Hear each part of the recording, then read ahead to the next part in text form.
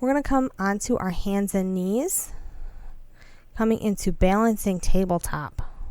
So we're going to activate the core a little bit. We'll bring opposite knee and elbow towards each other underneath us, and then we'll extend. And we are doing 5 repetitions. That is, of course, up to you on each side, but it really does help to activate that core, kind of wake it up a little bit more. And we're engaging the glutes too and the posterior shoulder muscles. So we're going to curl the toes under and start to slide back, just kind of letting the feet know what's coming. And we're going to peek at our squat here. So we're going to start to roll back and get situated.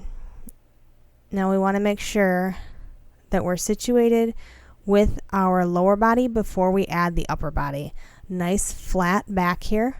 Keep the neck in check.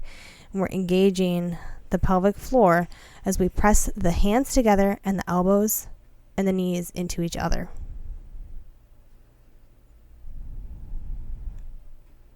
So now we're going to start to counter that a little bit. We had hip flexion. So now we're going to come into a low lunge. And you can have a block on the side if you choose to. We're going to bring one hand up. We're going to suck the belly button in towards the spine and really focus on getting some opening in that hip flexor. And we're going to switch sides. So we want to check in that our knee that is bent is straight as well. So we are engaging the core. We're engaging the hip adductors a little bit here. And in our squat, we were opening them up. So we're going to engage those a little that's partly what gives us that stability so we don't tip over. We're going to come back into tabletop and come into half pigeon. So we're really countering the squat here, really stretching all those hip muscles out.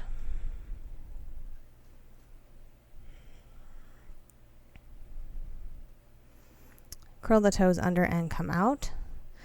And we're going to repeat on the other side. Remember to square the hips here. We're continually squaring the hips as we're in this pose. And we're making sure that our back leg is also straight and is active because we're working that hip flexor as well. We're stretching that out.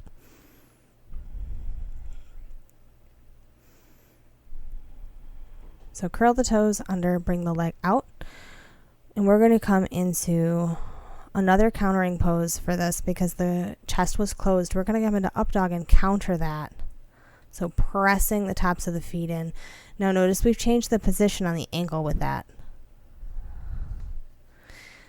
I am going to use a couple of props today. We're going to come into child's pose. You do not have to use props. And bring the hands down and just bring attention back to the breath.